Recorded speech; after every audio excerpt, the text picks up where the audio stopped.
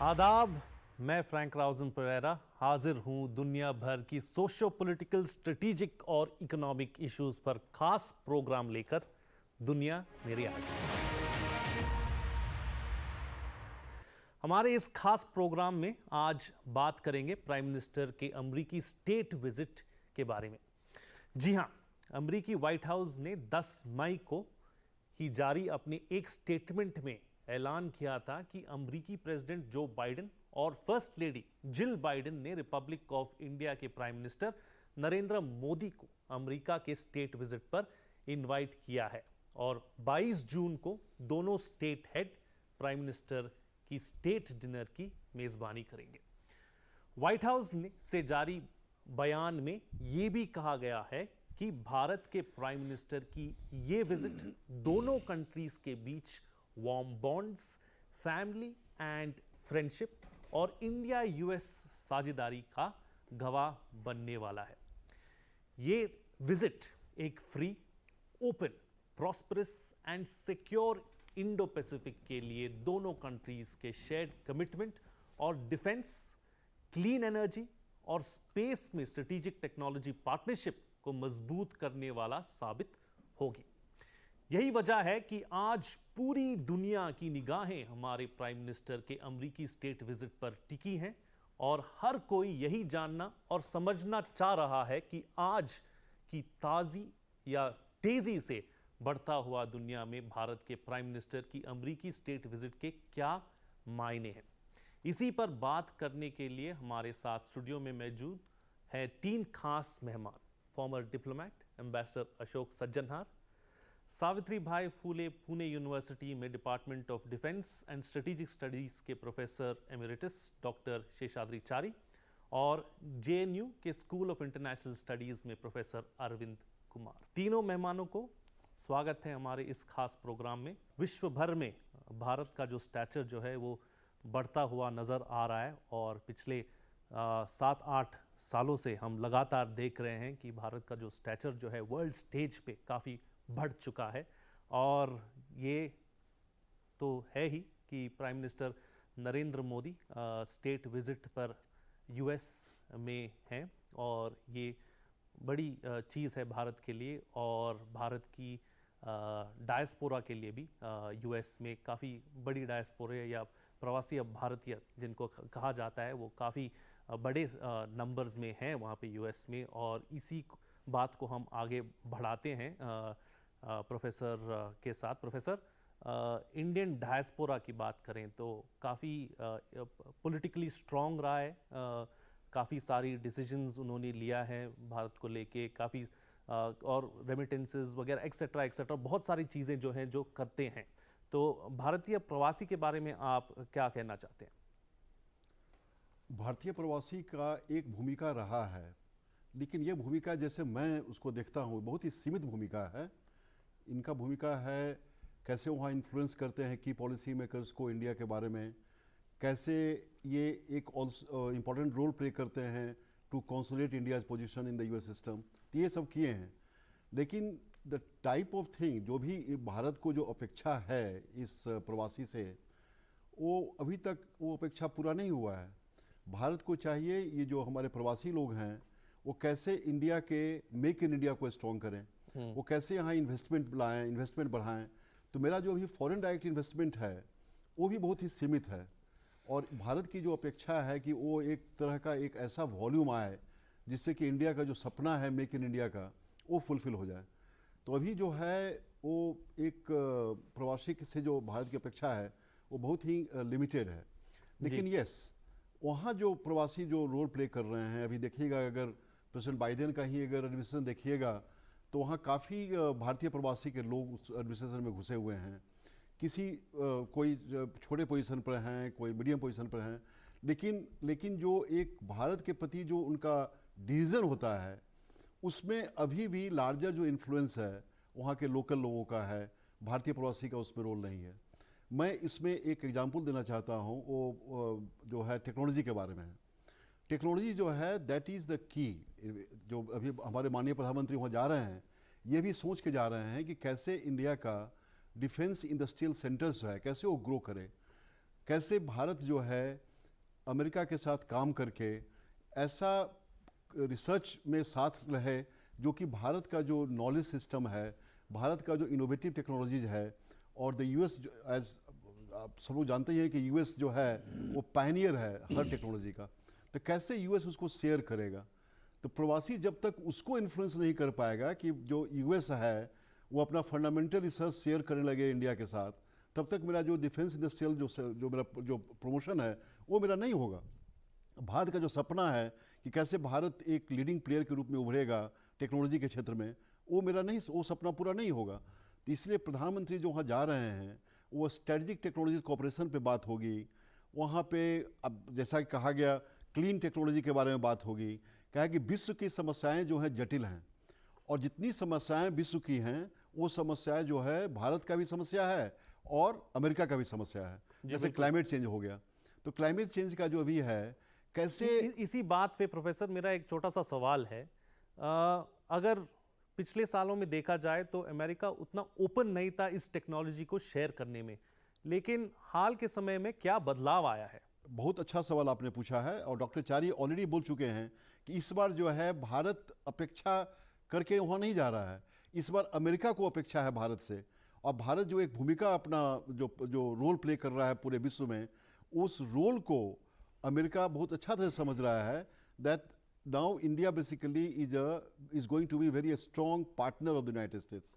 तो वो एक जो आपका जो ट्रस्ट डेफिसिट जो था भारत और अमेरिका के बीच में, वो धीरे धीरे खत्म हो रहा है। तो भारत अभी तक जो भी अमेरिका से अपेक्षा करता है टेक्नोलॉजी के क्षेत्र में, उसमें Bharat obviously would like to get as much as it can help India, जो मेक इन इंडिया को संदन करे। लेकिन जो अभी भारत जो अमेरिका का प्रेशर भारत पे आया है कि कैसे भारत अभी मिलिट्री ड्रोन खरीदे वहाँ अमेरिका से, और उस मिलिट्री ड्रोन के लिए अगेन कैसे उस मिलिट्री ड्रोन को जो है सेल्स को कैसे यूएस बेनिफिट करे उससे, और कैसे उससे अगेन भारत का जो सुरक्षा है वो भी ठीक हो जी। तो एक बहुत अच्छा एक अहम बात ये हो गया है that there is a lack of formal security alliance with the United States. Despite that America जो है इंटरेस्ट शो कर रहा है भारत के साथ काम करने का। ये जो है इसलिए हुआ है कि भारत की भूमिका पूरे विश्व में उभर रही है, खासकर लास्ट 7 और 8 साल में जो ही भारत किया है वो पूरे विश्व के लिए किया है। एक बात मैं और इसमें जोड़ना चाहता हूँ कि भारत जो है कभी जीरो सम गेम पर विश्वास नहीं करता है। भारत है विन विन सिचुएशन पर काम करता है।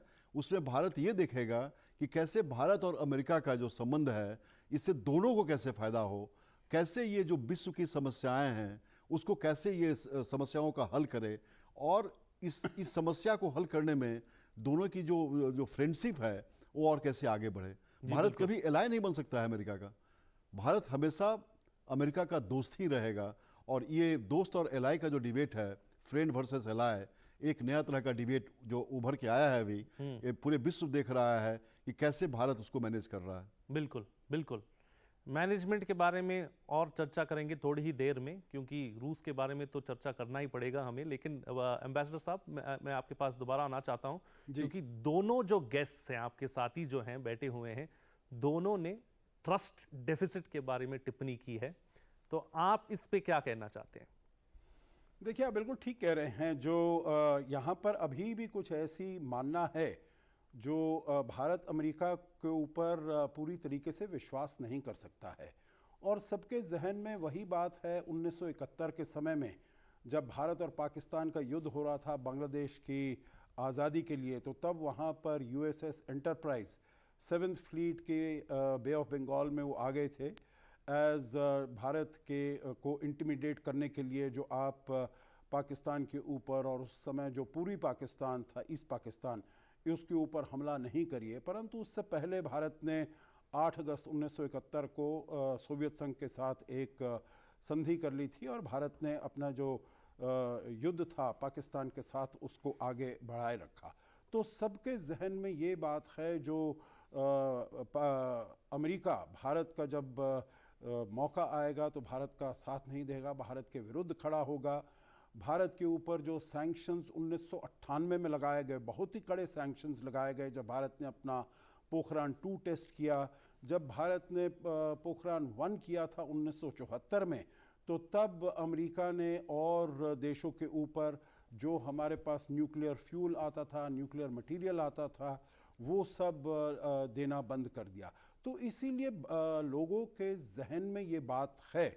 और जैसे चारी ने कहा, बिल्कुल ठीक कहा, जो ये कुछ लोग हैं जो ऐसा समझते हैं, परंतु मैं ये कहना चाहूँगा जो समय बदल गया है और समय बदल रहा है। दो मैं आपको उदाहरण दूंगा। एक, जब पहला एड्रेस था प्रधानमंत्री मोदी का to the joint session of US Congress, तो तब उन्होंने एक फ्रेज का प्रयोग किया था, that we have overcome the hesitations of history. जो इतिहास के हमारे जो तजुर्बे हैं, जिससे हम धीरे धीरे चल रहे थे, अपने को रोक रहे थे, तो अब हमने उनको ओवरकम कर लिया है। क्योंकि अब हम जानते हैं फ्रैंक, जो हमारी जो समानताएं हैं भारत और अमेरिका के बीच में, वो न केवल हमारी वैल्यू सिस्टम्स हैं, जो दोनों डेमोक्रेसी है, रूल ऑफ लॉ है, वगैरह वगैरह, परंतु अब हमारे जो हित हैं, हमारे जो इंटरेस्ट हैं, वो भी बहुत ही ज़्यादा साथ में मिलते हैं।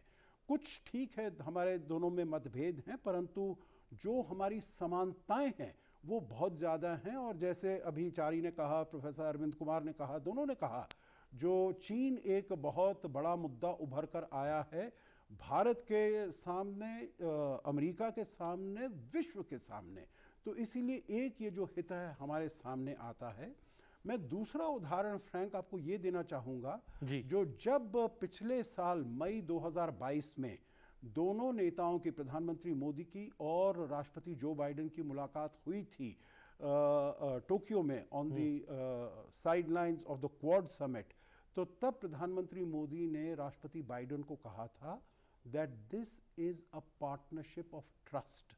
मतलब हम, हमारे दोनों देशों में बहुत विश्वास, दोनों देशों में विश्वास है, जो हम आगे चलकर काम कर सकते हैं। और राष्ट्रपति जो बाइडेन ने कहा था, जो मैं ऐसे अपने संबंधों को ऐसा बनाना चाहूँगा जो कि विश्व में सबसे अच्छे संबंध हों दो देशों के बीच में।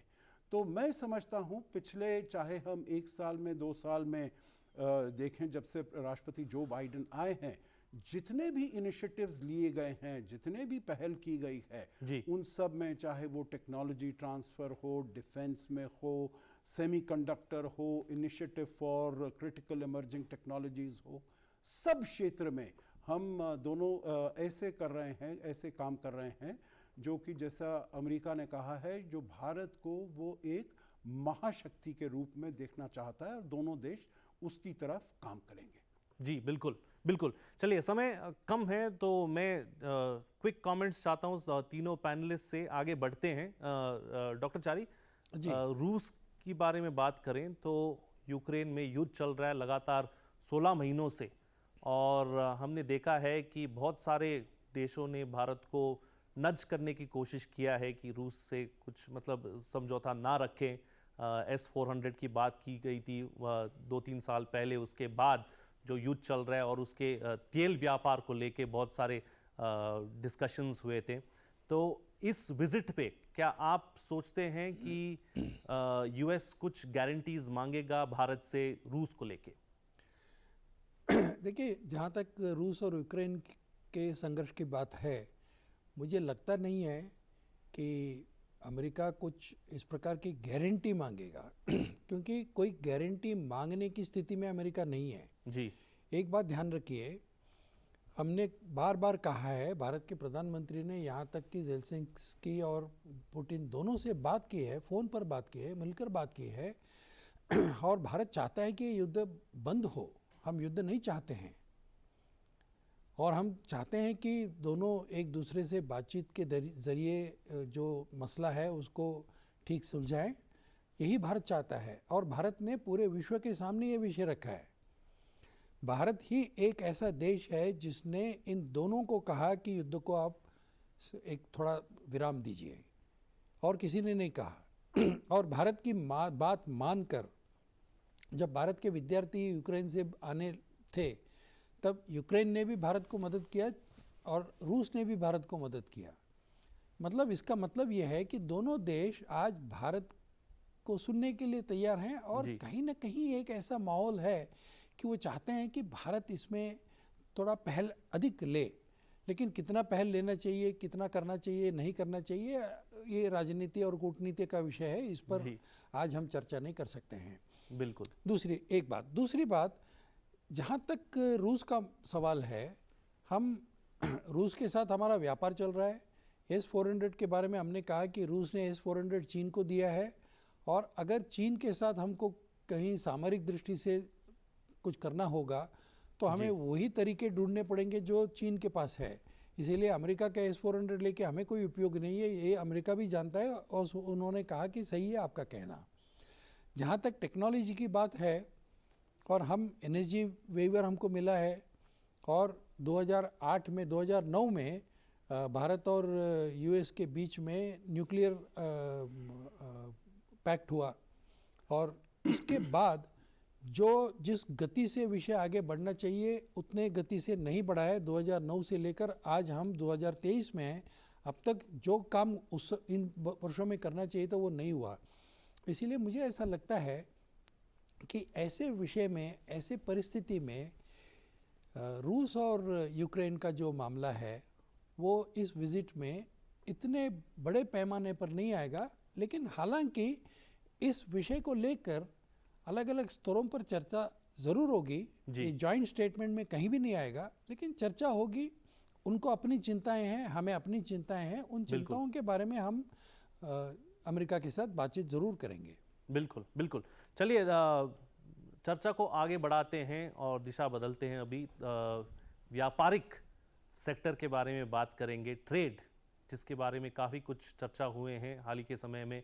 प्रोफेसर साहब, आपके पास आना चाहता हूं। मिनी ट्रेड डील के बारे में काफ़ी कुछ चर्चा हुए हैं पिछले 2 सालों में। न्यूज़पेपर्स में हमने बहुत सारा पढ़ा भी है कि एक FTA होने का भी उम्मीद है US और इंडिया के बीच में। इसको आप कैसे देखेंगे? क्या कुछ फॉरवर्ड मूवमेंट हो सकता है? हाँ, ज़रूर हो सकता है। भारत और अमेरिका के बीच में फ्री ट्रेड एग्रीमेंट एक बहुत बड़ा मुद्दा रहा है, और उस मुद्दे को ऑब्वियसली दोनों जो लीडर होंगे बात ज़रूर करेंगे उस पर, लेकिन उस पर एक कंक्लूजन के रूप में पहुंच जाना भी बहुत ही अर्ली होगा। अभी तो दोनों को पहले ये बात करना होगा कैसे वो जो है FTA का एक गठन किया जाए। दूसरा बात जो है कि अमेरिका फिर से भारत का लार्जेस्ट ट्रेडिंग पार्टनर उभर कर आया है, और इसमें भारत को क्या फ़ायदा है कि भारत बेसिकली जो है India is exporting more and importing less. So हमारा जो एक्जिम रेशियो है वो इंडिया के फेवर में है, and that is perhaps one of the very significant achievement from the current ongoing trade practices. Bharat और अमेरिका का जो ट्रेड अभी है वो काफ़ी सुधरा है, और अभी फ्यूचर में यही देखा जा रहा है कि कैसे भारत और अमेरिका पारस्परिक ट्रेड में कैसे आगे बढ़ेगा। और बहुत सारी जो ट्रेड गुड्स हमारे हैं वो ऑब्वियसली उस पर भारत की निगाहें हैं कि कैसे उसको भारत आगे बढ़ाए, इंपोर्ट को कैसे आगे बढ़ाए और बैलेंस इसको करे। तो I think this trade also is going to be one of the major agenda for prime minister Modi's visit to the US। उसमें कोई दो बात नहीं है। दूसरा मैं इसमें ये बोलना चाहूँगा कि भारत को किसी भी समस्या का हल करने के लिए, specially from Jio economics point of view and Jio strategy point of view, I think Bharat को समझना होगा पूरे जो है विश्व का जो अभी आर्थिक स्थिति है, जो इकोनॉमिक रिसेशन है, कैसे भारत एक समस्या को समाधान करने के लिए कैसे भारत उभरेगा। वो G20 का जो प्रेसिडेंसी भारत का है उसमें भी इंटरनेशनल इकोनॉमिक कोऑपरेशन एक बहुत बड़ा मुद्दा है, और भारत और अमेरिका को साथ में मिलकर काम करना पड़ेगा। अभी अमेरिका जो है भारत पे ऑब्वियसली पूरा विश्वास है कि भारत के पास ऐसी शक्ति है जो शक्ति उभर के आ सकती है, और Bharat India can be solution to the global problem. वो एक जो है बहुत बड़ा चेंज हुआ है US के अप्रोच में इंडिया के बारे में। India is a solution to the global problems कह रहे हैं प्रोफेसर साहब, और इसी बात पे हम फाइनल क्लोजिंग कमेंट्स लेंगे सारे मेहमानों से। एम्बेसडर साहब, आपसे शुरुआत करना चाहता हूँ। आप इस स्टेट विजिट को, prime minister state visit to the United States को कैसे देखते हैं, और आपकी क्लोजिंग कमेंट्स?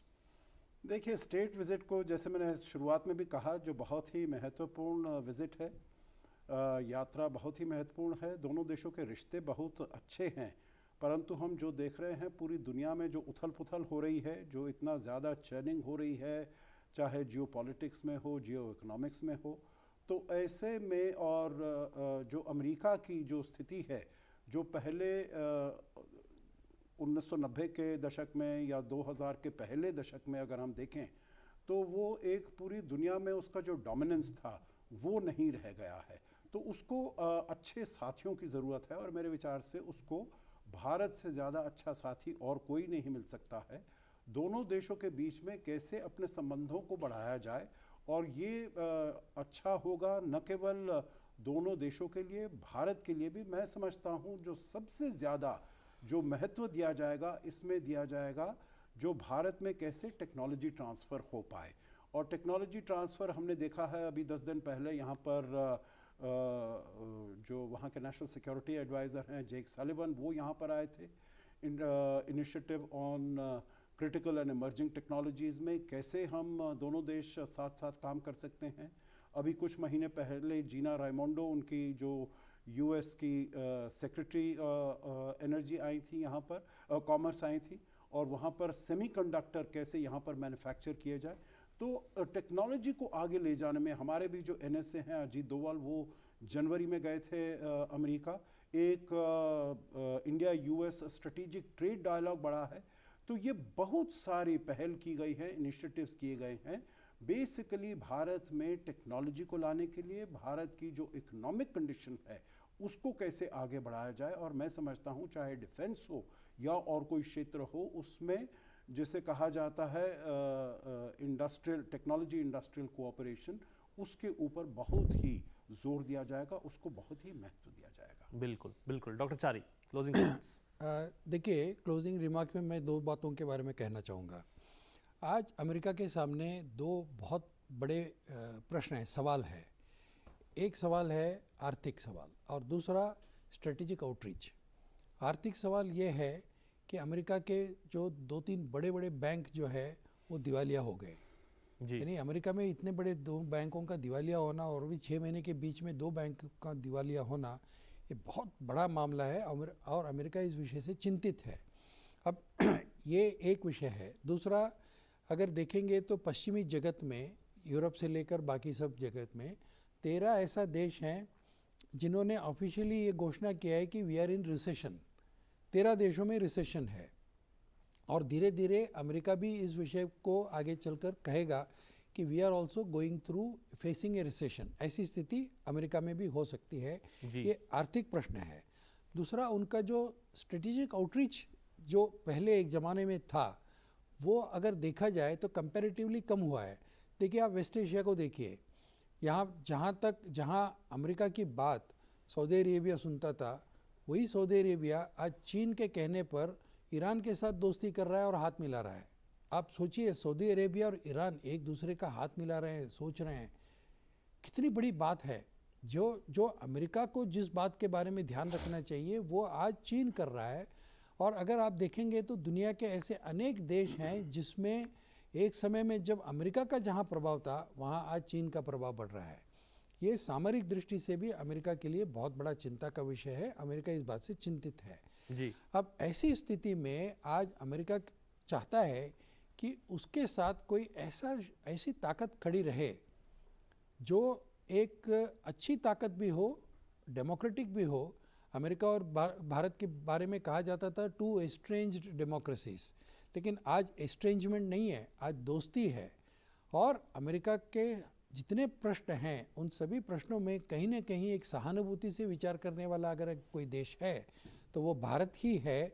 इस बात के बारे में अमेरिका आज अच्छी तरह जानता है, और इस विजिट के बारे में अब जब मोदी जी जाकर आएंगे तब पता चलेगा कि किस तरीके से एक पूरे दुनिया की जो राजनीति है, जियोपॉलिटिक्स है, उसने एक नया मोड़ ले लिया है।